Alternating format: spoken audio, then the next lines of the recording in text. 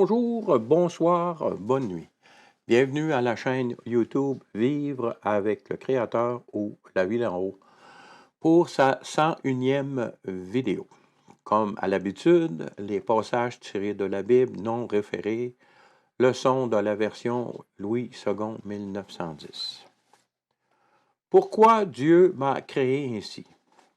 Dernièrement, j'ai reçu un courriel à Vie avec le Créateur Gmail, me posant une question concernant une façon de vivre qui est identifiée comme péché, réprouvé, selon l'enseignement de la parole de Dieu, donc l'enseignement biblique. Dans cette vidéo, aujourd'hui, je veux vous partager ce que j'ai été inspiré comme réponse à cette question. N'oublions pas que le péché est toujours le résultat d'un manque d'amour qui a été mis en action. Les commandements qui résument la loi, les 10 commandements de l'Ancien Testament et les 600 quelques commandements de la loi mosaïque, et les prophètes sont résumés comme suit. Disons Marc 12, versets 28 à 31. Un des scribes qui les avait entendus discuter, sachant que Jésus avait bien répondu aux Sadducéens, s'approcha et lui demanda « Quel est le premier de tous les commandements ?» Jésus répondit, « Voici le premier. Écoute Israël. » C'est sûr qu'ici, Jésus s'adresse à Israël, mais ça s'adresse à tout être humain parce que nous avons tous été créés par celui qui se nomme le Dieu d'Israël parce que c'est le Dieu de tous les hommes. Donc, écoute Israël, le Seigneur, notre Dieu, est l'unique Seigneur. Puisqu'il est l'unique Seigneur, c'est vraiment le Seigneur de tous les êtres vivants, de tous les humains. Verset 30, « Et tu aimeras le Seigneur ton Dieu de tout ton cœur, de toute ton âme, de toute ta pensée, de toute ta force.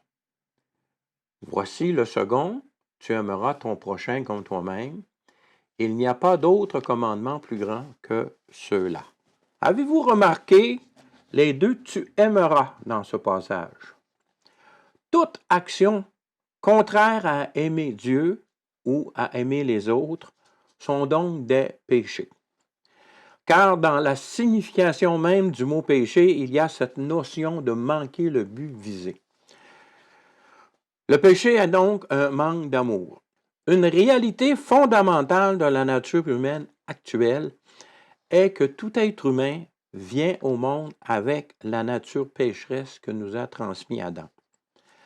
Cette nature est venue, comme nous venons de la voir, par un manque d'amour envers Dieu. Cela s'est concrétisé dans la mise en doute de la parole du Créateur lui-même. Le résultat en fut la désobéissance à cette parole même. Les deux passages suivants relatent cette réalité de la désobéissance dans le déroulement de l'histoire de l'humanité.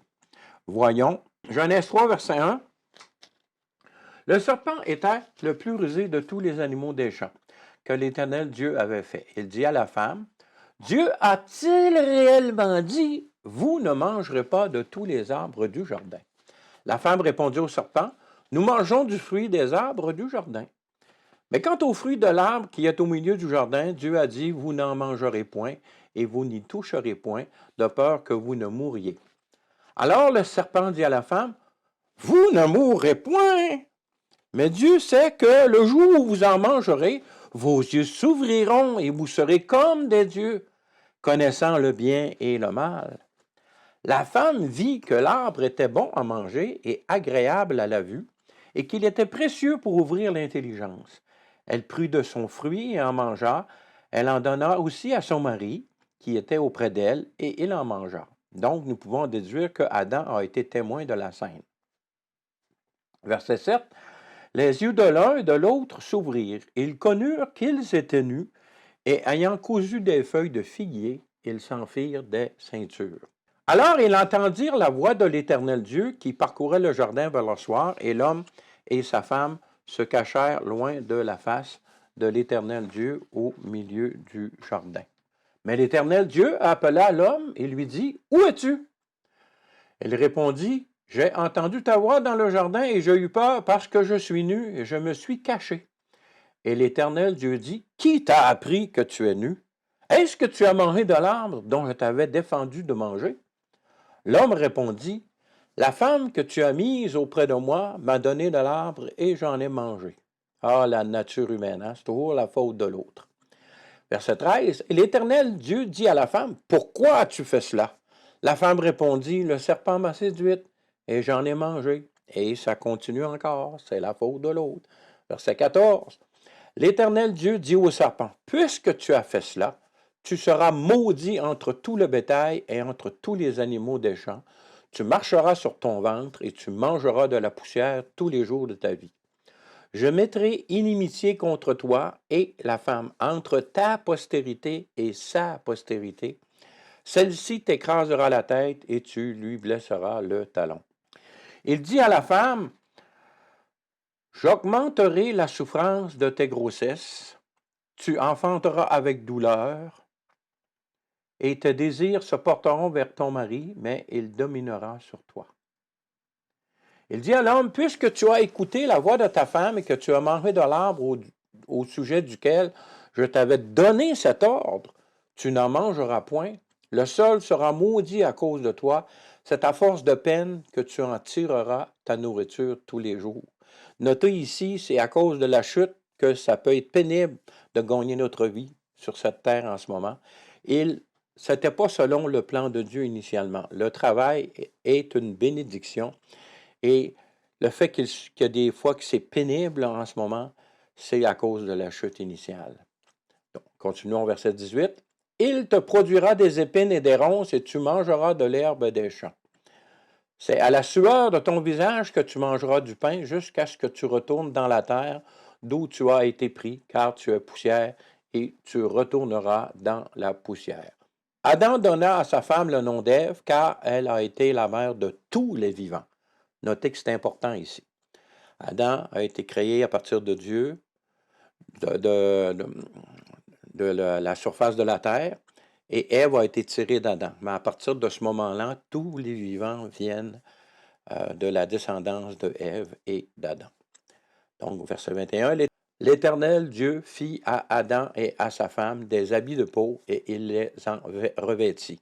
Remarquez ici que pour faire des habits de peau, il fallut qu'il y ait un animal qui meure. Donc, la mort physique est entrée dans le monde à ce moment-là.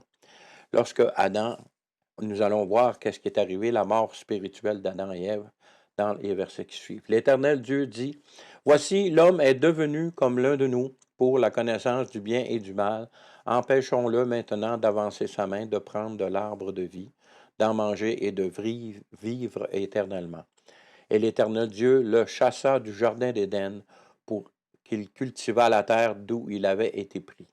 C'est ainsi qu'il chassa Adam et il mit à l'orient du jardin d'Éden des chérubins qui agitent une épée flamboyante pour garder le chemin de l'arbre de la vie. Ce n'est donc qu'après cet événement particulier que le premier enfant humain fut mis au monde. Nous voyons ça dans Genèse 4, verset 1. Adam connut Ève, sa femme, et elle conçut. Donc, on en déduit ici que connaître Ève, ça implique ici avoir des relations sexuelles. Elle conçut et enfanta Caïn, et elle dit, j'ai formé un homme avec l'aide de l'Éternel. Notez ici que l'aîné de la famille, c'est Caïn, et il fut conçu après la chute d'Adam et Ève. Le prochain passage confirme que les descendants d'Adam ont la même nature que lui après sa désobéissance. Genèse 5 nous dit, verset 1, voici le livre de la postérité d'Adam lorsque Dieu a créé l'homme. Il le fit à la ressemblance de Dieu. Notez que Adam, initialement, a été fait à la ressemblance de Dieu. Il créa l'homme et la femme, il les bénit et les appela du nom d'homme lorsqu'ils furent créés. Ça, c'est avant la chute. Après la chute, Adam, âgé de 130 ans, engendra un fils à sa ressemblance, selon son image, et lui donna le nom de Seth. Notez qu'à 130 ans, Adam a eu Seth, mais il n'est pas dit à quel âge il a eu Caïn, parce que si vous lisez l'histoire dans le livre de la Genèse, vous voyez que Caïn est le plus âgé, ensuite il y a eu Abel, et Caïn a tué Abel. Et par la suite, il y a eu la naissance de Seth, qui, lorsque Adam eut 130 ans.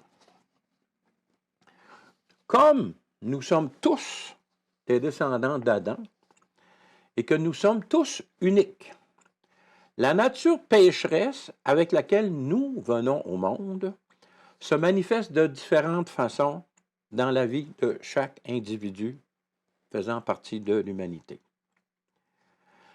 Sans égard à la façon dont cette nature pécheresse se manifeste, le seul moyen d'être libéré de cette nature est de se repentir de cette vie que cette nature pécheresse amène dans nos vies. Et de se repentir des effets de cette nature pécheresse dans nos vies. Et de faire l'échange de notre vie pécheresse avec la vie parfaitement sainte qu'a vécu Jésus le Christ, le Fils unique du seul Dieu vivant, lorsqu'il est venu sur cette terre. Lors de sa création, le premier Adam était fait à l'image sainte de Dieu. Nous pouvons en conclure, donc, quand nous venons au monde, nous ne sommes pas comme le Créateur nous a initialement conçus et créés. En effet, lorsque Adam fut créé, il fut créé à l'image de Dieu, mais la chute amena une séparation d'avec la nature divine pour devenir une nature pécheresse. Pour illustrer cette réalité, comparons deux photos du même escalier prises à des époques différentes de l'année. La première a été prise en été, 2 jours, et nous montre l'escalier tel qu'elle est en réalité. Nous pouvons comparer cette photo à la nature de l'homme lorsqu'il fut créé par Dieu. La seconde a été prise l'hiver et la nuit. À la base, c'est le même escalier. L'une des photos est, on voit l'escalier propre, et l'autre photo, on voit l'escalier plein de contaminants qui corrompt son image. Une personne qui n'a jamais vu cet escalier en été peut très bien penser que cet escalier est en réalité comme l'image contaminée qu'elle voit en ce moment sur la Terre. En comparant les deux photos, il nous est facile de voir la différence. En ce qui concerne la nature humaine, seule la Bible peut nous montrer les différences entre ce qui est le contaminant et ce qu'est vraiment la nature humaine telle qu'elle a été créée initialement par Dieu, car nulle personne qui vit dans ce monde aujourd'hui, en 2023, n'était dans le jardin d'Éden pour avoir pu contempler la nature humaine avant la chute.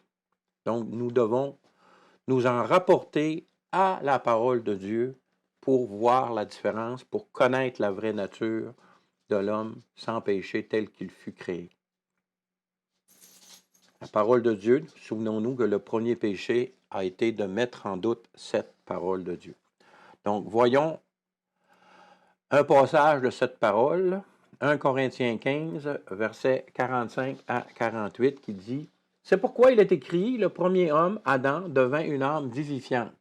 Le dernier Adam est devenu un esprit vivifiant. » Ici, on parle de Adam tel qu'il a été créé, et puis on parle du Adam que Jésus le Christ est devenu. Il est devenu un esprit vivifiant. Mais ce qui est spirituel n'est pas le premier. C'est ce qui est animal. Ce qui est spirituel vient ensuite. Le premier homme tiré de la terre est terrestre. Le second homme est du ciel. Souvenons-nous que Jésus-Christ, homme, est Dieu devenu homme.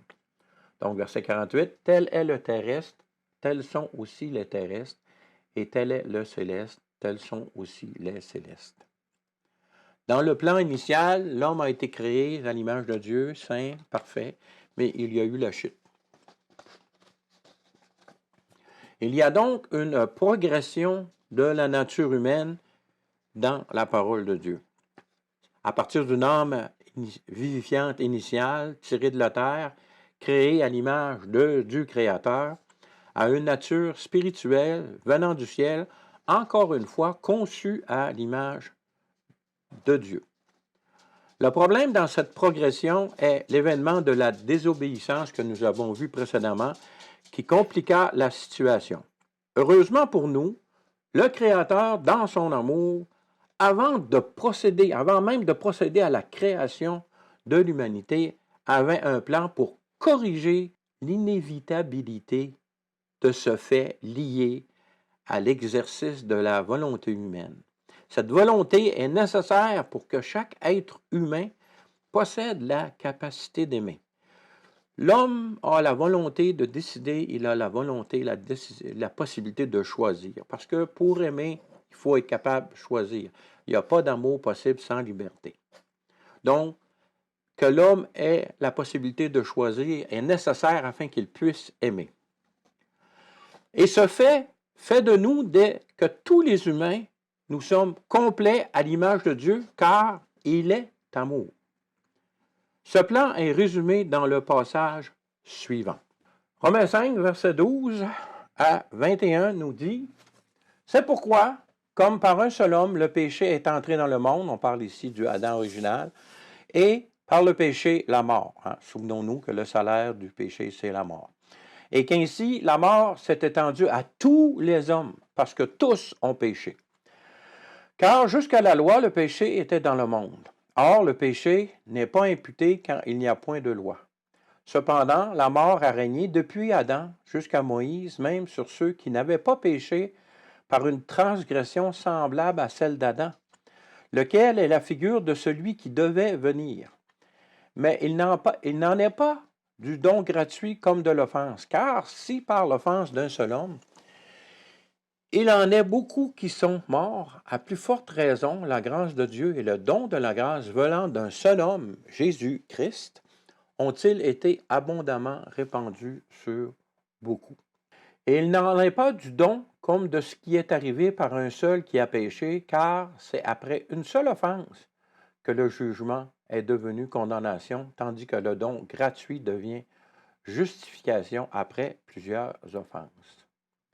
Si par l'offense d'un seul, la mort a régné par lui, à plus forte raison, ceux qui reçoivent l'abondance de la grâce et du don de la justice régneront-ils dans la vie par Jésus-Christ lui seul.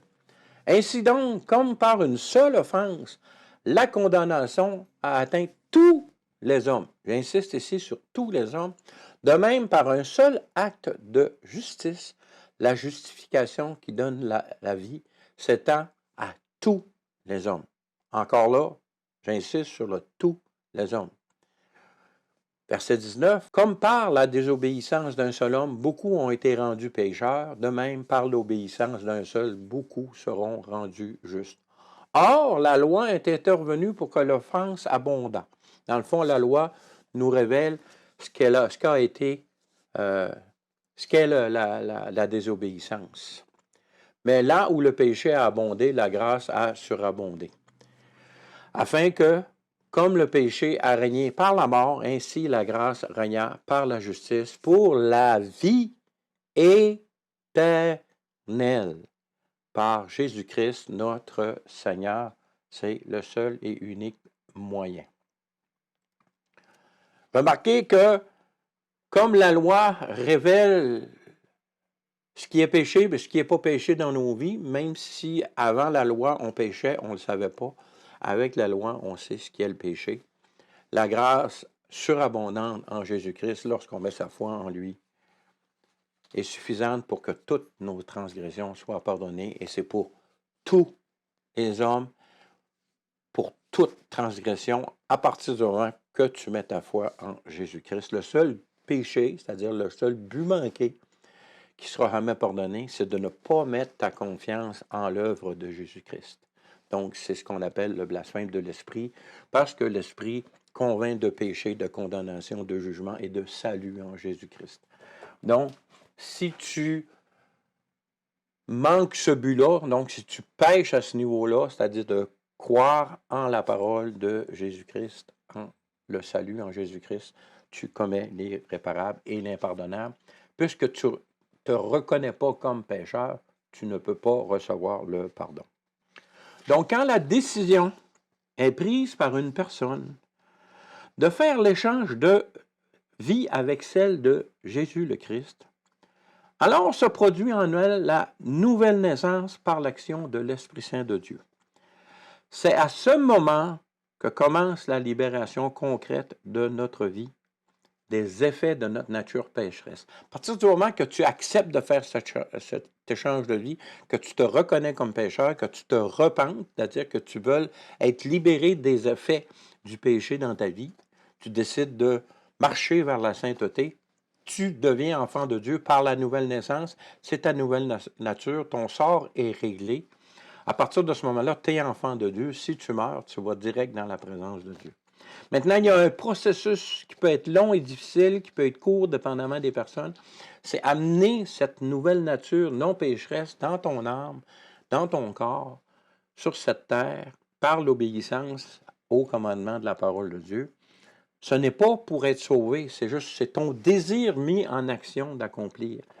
Et la puissance disponible pour faire ça, ben, c'est après que l'Esprit Saint a créé cette nouvelle naissance. L'Esprit Saint, qui est Dieu, qui vient habiter en toi, te donne la force nécessaire de marcher dans la sainteté. Mais dans le processus, il y a des chutes, il y a des rechutes.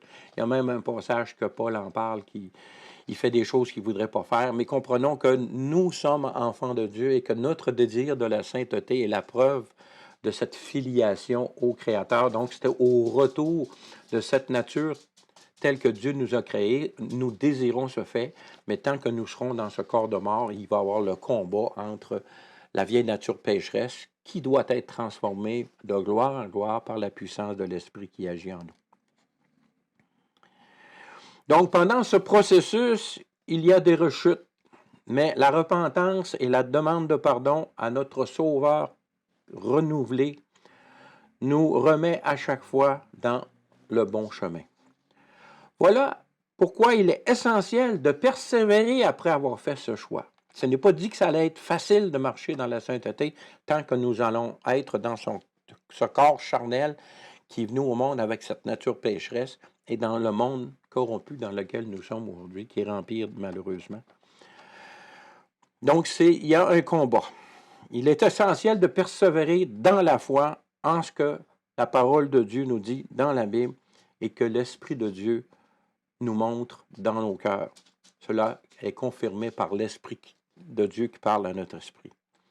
C'est ce que Paul, l'apôtre Paul, affirme à Timothée juste avant de mourir aux mains de Néron. Nous voyons ça dans 2 Timothée 4, versets 1 à 8. Je t'en conjure devant Dieu et devant Jésus-Christ, ici c'est Paul qui s'adresse à Timothée dans sa lettre, qui doit juger les vivants et les morts, et au nom de son apparition et de son royaume, donc c'est le retour de Christ et de son royaume de 1000 ans sur terre. Prêche la parole, insiste en toute occasion, favorable ou non, reprend, censure, exhorte avec toute douceur et en instruisant. Car il viendra un temps où les hommes ne supporteront pas la saine doctrine, mais ayant la démangeaison d'entendre des choses agréables, ils se donneront une foule de docteurs selon leurs propres désirs. C'est malheureusement le cas en ce moment dans plusieurs assemblées dites chrétiennes où que le péché n'est plus dénoncé, où que la parole de Dieu est tellement diluée que c'est tant de rencontres deviennent dans le fait des clubs sociaux. Ce n'est plus le corps de Christ en action qui désire la sainteté, mais ce sont juste des gens qui veulent s'amuser ensemble et se réconforter l'un l'autre, loin de la vérité de ce que la parole de Dieu dit. Continuons verset 4. Détourneront l'oreille de la vérité et se tourneront vers les fables. Mais toi, sois sobre. En toute chose, supporte les souffrances. Donc, il y a une souffrance attachée au fait d'être enfant de Dieu et de vouloir vivre dans la sainteté dans ce monde. Fais l'œuvre d'un évangéliste. Souvenons-nous que évangile veut dire bonne nouvelle. Donc, nous devons répandre la bonne nouvelle de ce salut et de la vie éternelle possible rendue par le sacrifice de Jésus-Christ sur la croix et par sa résurrection. Remplis bien ton ministère. C'est le grand mandat de l'Église de répandre la bonne nouvelle à toutes les nations et de faire des disciples. Verset 6. Car pour moi, c'est toujours Paul qui parle, je sers déjà de libation. Libation, c'est une sorte d'offrande qui est inclus dans la loi de Moïse, là. Et le moment de mon départ approche, donc il parle ici de sa mort. Au verset 7, il dit, j'ai combattu le bon combat, j'ai achevé la course, j'ai gardé la foi. Pour ceux qui pensent que devenir chrétien, c'est se la couler douce, puis que tout va leur tomber tout cuit dans la bouche, bien, ici, c'est clair. Lorsque tu deviens enfant de Dieu, tu le fais volontairement. L'œuvre de Christ devient efficace dans ta vie. Tu nais de nouveau, tu deviens une nouvelle créature. Mais à partir de ce moment-là, tu marches contre le courant de la société, contre le courant de la pensée qui s'oppose à la pensée de la Bible. Et il y a des souffrances, il y a une persévérance qui est nécessaire, mais tu as déjà la vie éternelle parce que tu es né de nouveau, tu es enfant de Dieu. Et tu dois amener cette nouvelle nature, qui est la tienne maintenant, dans ton corps et dans ton âme, qui sont venus aux morts déformés, contaminés par le péché. Donc, il faut être conscient de ça, mais ça en vaut la peine parce que c'est la vie éternelle. Et lorsque l'éternité arrivera, on n'aura plus ce combat à faire parce qu'il n'y aura plus de péché présent, même la mort sera détruite. Continuons à lire. Verset 8. Désormais, la couronne de justice m'est réservée. Le Seigneur, le juste juge, me la donnera dans ce jour-là, et non seulement à moi, mais encore à tous ceux qui auront aimé son avènement. Alors, la réponse à la question posée au tout début de cette vidéo, pourquoi Dieu m'a créé ainsi, est simplement que chaque être humain ne vient pas au monde comme Dieu l'a créé à cause de la chute d'Adam et Ève. Nous venons tous au monde avec différents niveaux de corruption intégrés dans notre corps, ça peut se traduire par certaines infirmités physiques, ou notre personnalité. Il y a des gens qui sont colériques, il y a des gens qui ont des attirances qui sont contraires à l'enseignement de la parole de Dieu. Mais même si c'est là à la naissance, il reste que ça ne fait pas partie de la nature humaine telle que Dieu l'a créée. C'est présent à cause de la chute d'Adam et Ève. Cela nous amène à une réalité qui est difficile à recevoir et qui pourtant est nécessaire de connaître afin d'être en mesure de faire un choix en toute connaissance de la vérité de la parole de Dieu. Et cette constatation est, comme le Créateur a déjà pourvu à un moyen d'être libéré de cette corruption, personne ne peut utiliser l'excuse que l'affirmation suivante dit, c'est comme ça que j'ai été créé par Dieu et je ne peux pas faire autrement que de vivre de cette façon. Le moyen est là, la guérison est possible, le choix revient à toi. Tu décides de continuer à vivre comme ça parce que tu aimes ce que tu vis, ou tu décides de te repentir et d'aller chercher la puissance de Christ par la nouvelle naissance et la réception, le baptême du Saint-Esprit, c'est-à-dire que la plénitude de l'Esprit dans ta vie qui va te permettre de marcher dans la sainteté. N'oublions pas les paroles de Jésus qui sont extrêmement claires sur le choix que l'être humain doit faire. Lisons. Jean 3, 16 à 21. Car Dieu a tant aimé le monde qu'il a donné son Fils unique, afin que quiconque croit en lui ne périsse point, mais qu'il ait la vie éternelle. Dieu, en effet, n'a pas envoyé son Fils dans le monde pour qu'il juge le monde, mais pour que le monde soit sauvé par lui. Nous avons ici essentiellement l'Évangile, la bonne nouvelle. Le salut est possible en Jésus-Christ. Tout ce qu'il faut, c'est que l'être humain se reconnaisse comme pécheur, comme étant venu au monde avec une vie contaminée et que sa vie a besoin d'être purifiée. Et la seule façon de le faire, c'est faire l'échange de ta vie pécheresse avec la vie sainte de Jésus-Christ. Il faut comprendre qu'on n'échange pas de personnalité avec Jésus-Christ. On reste qui nous sommes. Sauf que notre vie est purifiée comme la vie de Christ est purifiée. Donc, une personne qui devient enfant de Dieu ne devient pas un clone de Jésus-Christ. Elle reste elle-même, sauf que sa vie est purifiée de tous les contaminants qu'il est venu avec au monde ou qui s'est accumulé au fil de sa démarche dans ce monde durant sa vie. Jésus-Christ est homme, est une personne à part entière et comme moi, Benoît, je suis une personne à part entière. Ce que j'échange avec Jésus-Christ, ce n'est pas la personnalité parce que nous restons qui nous sommes. Ce que j'échange, c'est l'impureté de ma vie pour la pureté de la vie de Jésus-Christ pour ma vie. C'est merveilleux. C'est ça l'Évangile, la bonne nouvelle, c'est que cela est possible. Merci Seigneur Jésus pour ton sacrifice sur la croix, pour ta résurrection, pour la nouvelle naissance dans la réception de l'Esprit Saint. Continuons à lire notre passage qui est un passage qui est bien commencé, mais qui est juste. La parole de Dieu fait la différence entre la justice et l'injustice, et c'est ce que nous voyons dans les versets suivants. Verset 18. Celui qui croit en lui n'est point jugé. Quelle merveilleuse promesse! Mais celui qui ne croit pas est déjà jugé parce qu'il n'a pas cru au nom du Fils unique de Dieu. Souvenons-nous que la chute originelle est d'avoir mis la parole en doute, la parole de Dieu en doute. Et ici, celui qui ne croit pas en Jésus-Christ, qui a dit « Je suis le chemin, la vérité et la vie », continue à mettre cette parole de Dieu en doute. Donc, continuons à lire. Reprenons verset 18. Celui qui croit en lui n'est point jugé, mais celui qui ne croit pas est déjà jugé parce qu'il n'a pas cru au nom du Fils unique de Dieu.